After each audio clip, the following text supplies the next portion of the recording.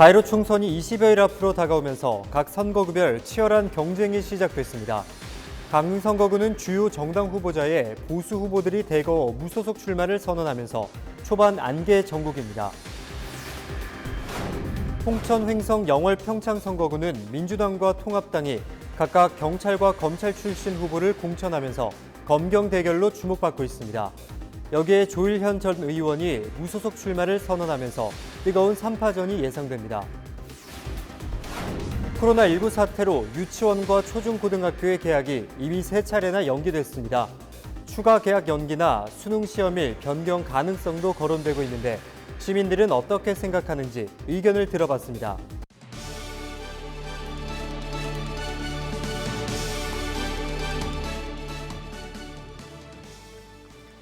여러분 안녕하십니까? 헬로티비 뉴스입니다. 4.15 총선 강원도 내의 주요 격전지를 살펴보는 시간입니다.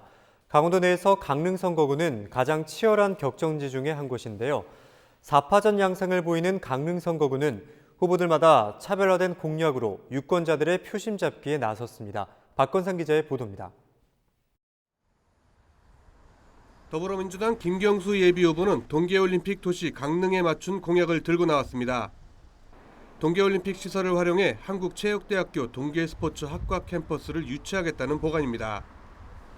이와 함께 바다를 이용한 관광 휴양시설 조성을 약속했습니다. 금진항, 신곡항, 그리고 정동진 일대를 가면 많은 분들이 찾고 있습니다.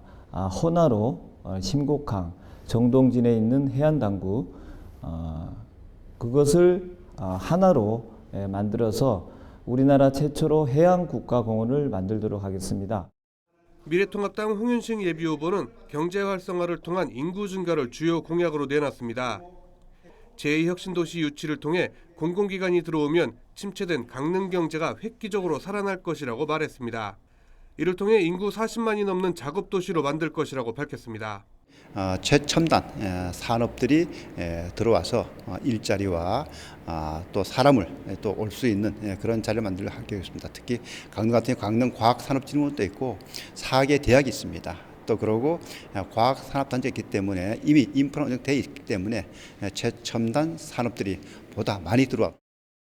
무소속 권성동 예비후보도 제2혁신도시 유치를 통한 경제 활성화에 방점을 찍었습니다.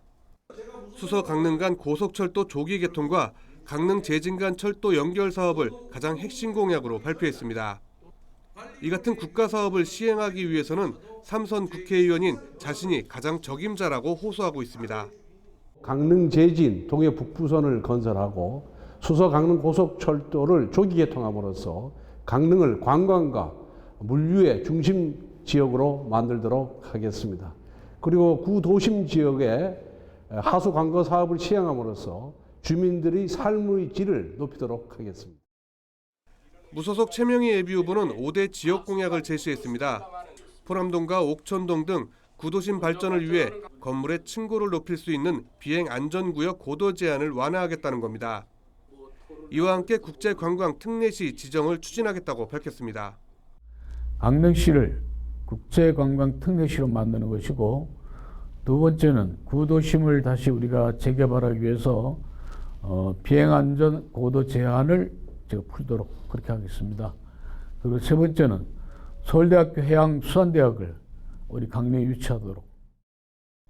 이 밖에도 민중당 장지창 예비후보와 국가혁명 배당금당 전역 후보, 무소속 원병관 예비후보도 표심을 얻기 위한 활동을 펼치고 있습니다.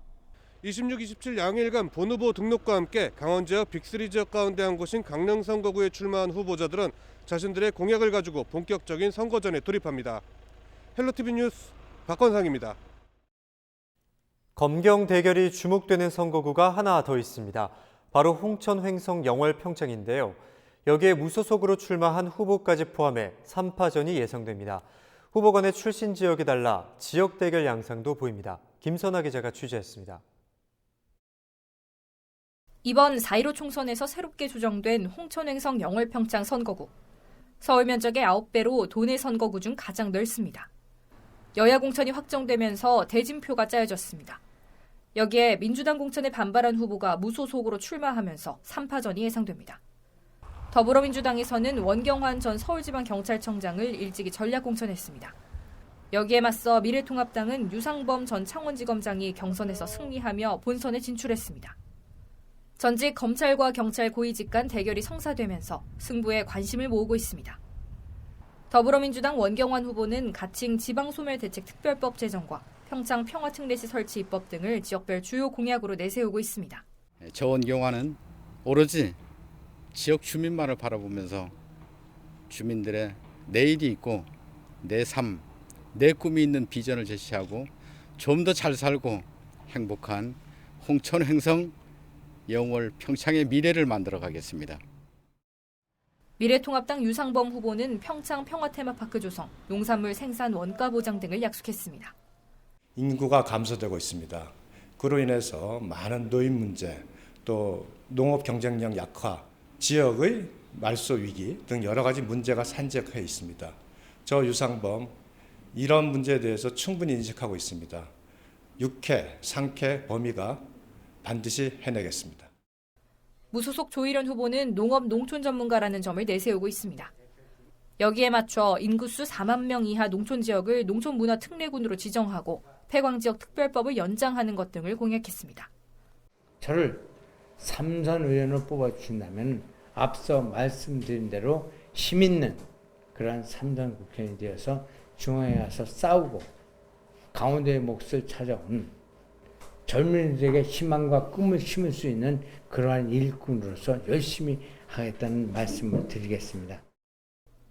이 밖에도 홍천 내륙 순환철도 조성과 평택 삼척 동서고속도로 조기 착공 등 지역 주요 현안은 후보 모두 공통적인 공약으로 내세웠습니다. 여기에 국가혁명 배당금당 김은희 후보도 출마를 공식화했습니다. 후보자들이 각각 평창, 영월, 홍천 등 출신이 달라 지역 간 대결 구도 양상을 보이고 있습니다. 특히 횡성 출신 주요 후보가 없다 보니 횡성 표심이 승부를 가를 주요 변수로 꼽힙니다. 20여일도 남지 않은 4.15 총선. 코앞으로 다가온 선거 일정에 후보자들의 경쟁에도 더 불이 붙었습니다. 헬로티비 뉴스 김선아입니다. 4.15 총선이 20일 앞으로 다가오면서 여야 각 정당들도 본격 총선 체제에 돌입했습니다. 미래통합당 강원도당은 25일 도내 8개 선거구 국회의원 후보와 재보궐선거 후보 4명, 선대위 관계자 등이 참석한 가운데 제21대 총선 필승 출정식을 개최했습니다. 공동선대위원장을 맡은 이양수 의원은 현 정부가 오색 케이블카 등 강원도 현안을 번번이 발목 잡았다며 도 발전을 위해 도민들의 적극적인 지지가 필요하다고 호소했습니다. 이에 앞선 지난 23일 총선 강원 원팀 출정식을 개최한 더불어민주당 강원도당은 최근 각 선거구별로 공약 발표식을 갖는 등 유권자들의 표심 공략에 본격 나서고 있습니다. 춘천 국제학교 설립을 놓고 민병희 교육감과 김진태 춘천 갑선거구 후보 간의 공방이 이어지고 있습니다. 민병희 교육감은 25일 기자간담회를 통해 앞서 김진태 후보가 공약으로 밝힌 춘천 국제학교 설립은 교육감의 권한이고 계획된 것이 없다고 지적했습니다. 하지만 미래통합당 강원도 선거대책위는 이날 오후 교육청을 방문해 임기를 불과 2년 남기고 4년 임기에 도전하는 총선 후보에게 할 말이 아니라고 항의했습니다. 또 공무원은 선거 개입을 할 수 없다고 지적하고 사과하지 않으면 형사 고발 등 법적 대응에 나서겠다고 밝혔습니다.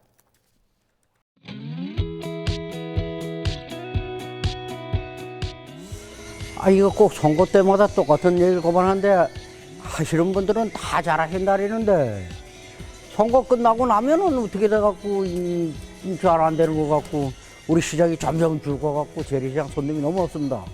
어떻게 좀 경기 좀 활성화시켜갖고 잘 해주셨으면 아주 고맙겠습니다. 평창군이 아주 낙후가 됐습니다.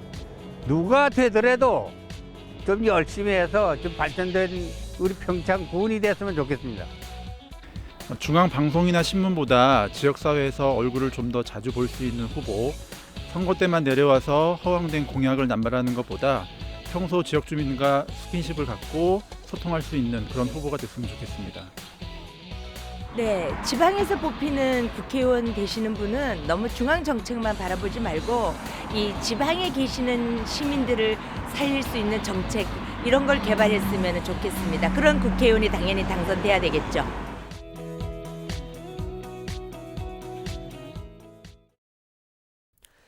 개학이 벌써 3차례나 연기됐습니다. 어린이집과 학원 그리고 대학들도 줄줄이 영향을 받고 있는데요. 그에 따른 돌봄 공백 문제는 여전히 현재 진행형입니다. 개학 날짜를 더 미룰 수 있다는 가능성도 제기되고 있는데요. 시민들의 의견은 어떨까요? 여론은 지금 이다혜 기자입니다. 코로나19 확산 방지를 위해 정부가 개학 연기라는 초강수를 둔 것에 대해서는 대체로 긍정적인 평가가 나옵니다. 그런데 지금 학교가 문제냐고 가서 모르면 어떡해. 애기들은 면역 환자 약한데 뭔 일 있으면 그게 안 되잖아요. 군번이 1년 늘려도 괜찮다고 생각해. 우리는. 집단 생활이 많아지니까 아무래도 더 위험해야겠죠. 그러니까 그런 거는 연기한 게 잘 된 것 같은. 다만 개학이 한 달 이상 늦어지면서 가정 내 돌봄과 학습 공백에 어려움이 따른다는 의견이 많았습니다. 아이들이 너무 집에만 있고 스마트폰만 들여다보고 있어서 차라리 개학을 하는 것이 더 낫지 않을까 하는 생각이 들어요. 사실 조금 힘들긴 해요. 왜냐면 아이들이 한참 뛰어놀 시기고 그런데 저희도 어쩔 수 없는 상황이니까.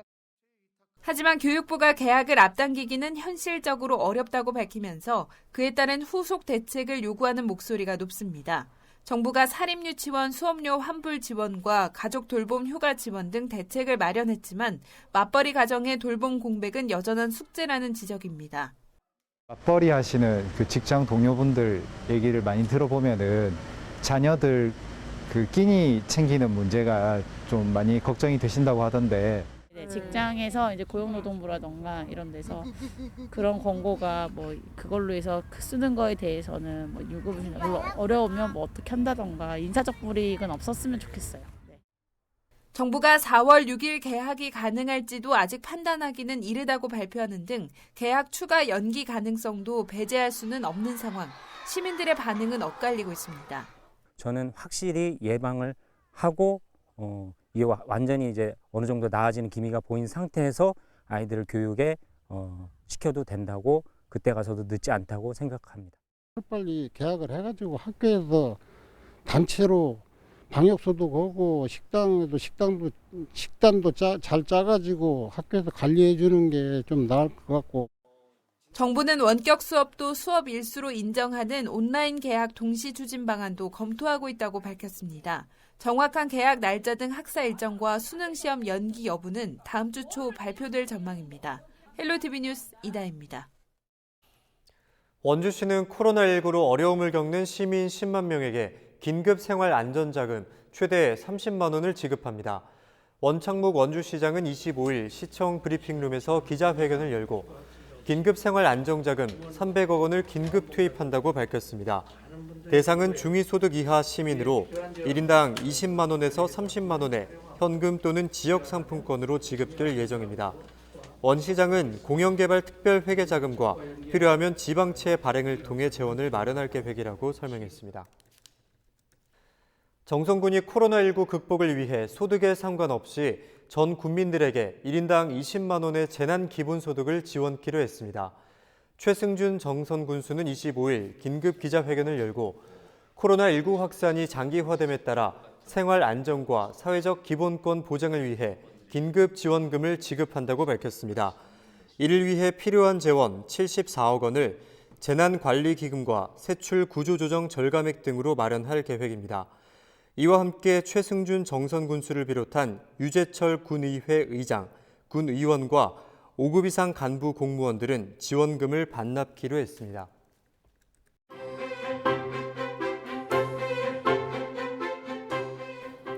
정치는 여의도의 말에 있는 것이 아니라 현장의 발에 있습니다.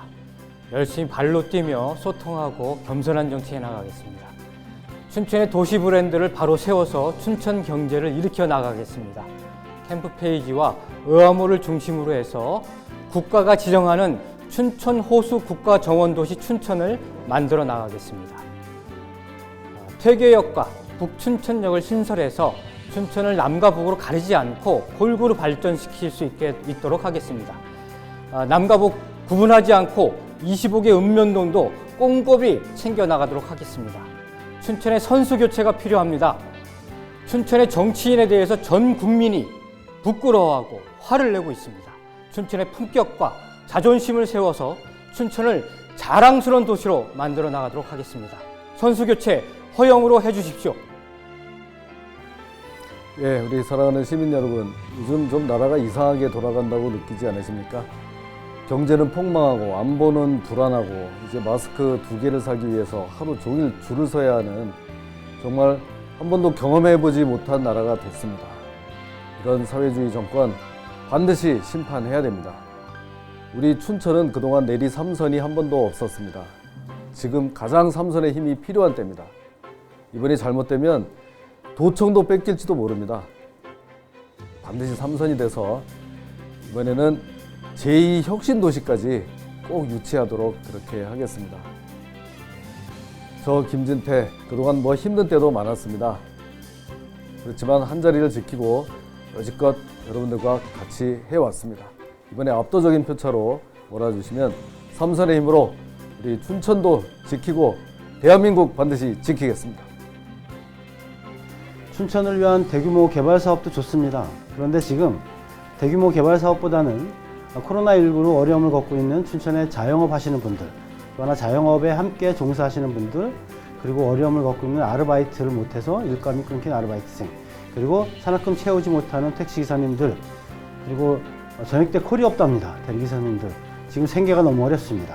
이분들을 위해서 국가재난소득 1인당 100만 원씩 지원하는 그 일을 제 대표 공약으로 다시 수정을 했습니다. 왜냐하면 지금 당장 그게 급하기 때문입니다.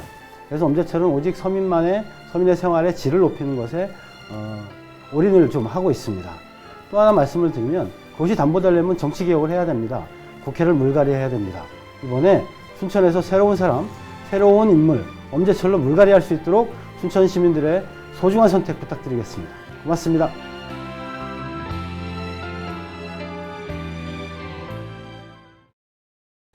(25일) 오후 4시쯤 영월군 상동읍 내덕리의 한 야산에서 불이 났습니다. 불이 나자 산림당국은 헬기 4대와 진화장비 5대 등을 투입해 진화 작업에 나섰습니다. 동부지방산림청은 주택 내 소각행위로 불이 난 것으로 보고 용의자 검거도 함께 진행할 계획입니다. 아프리카 돼지열병 감염 멧돼지 폐사체가 도내 접경 지역에서 잇따라 발견되고 있는 가운데 군 당국이 민통성 내에 멧돼지 총기 포획을 재개했습니다. 지상군 작전사령부는 25일 남방 한계선으로부터 민통성까지 구간 중에 야생 멧돼지 서식지를 중심으로 민군 합동 총기 포획을 재개했다고 밝혔습니다. 이번 재개는 겨울철 날씨 등을 고려해 지난해 12월 19일 야생 멧돼지 총기 포획이 중단된 지 3개월 만에 내려진 조치입니다. 군 당국은 봄철 멧돼지 번식기를 맞아 ASF 감염 멧돼지의 남아 가능성이 높아짐에 따라 총기 포획 재개를 결정했다고 설명했습니다. 이어서 날씨입니다. 수요일에 이어졌던 따뜻한 봄 날씨는 목요일 오전까지 이어지겠고 오후 3시 이후부터 건조함을 해소시켜줄 단비가 내리겠습니다. 예상되는 강수량은 10에서 30mm 정도로 봄비치고는 양이 많겠습니다. 코로나19 확산 속도가 둔화되면서 대유행의 종말이 가까워지고 있다는 분석이 나왔습니다. 2013년 노벨 화학상을 받은 마이클 레비 스탠퍼드대 교수의 진단입니다. 매일 50건 이상의 코로나19 신규 확진 사례를 보고한 78개국을 대상으로 분석한 결과 이런 결론을 내렸다고 합니다. 올 가을까지나 또는 1년 내내 유행할 것이라는 우울한 전망 속에 나온 반가운 소식인데요. 그렇다고 긴장을 늦춰서는 안 되겠고요. 거리 두기 운동에 적극 동참하시면서 조금만 더 힘을 내시면 좋겠습니다. 뉴스 여기서 마칩니다. 감사합니다.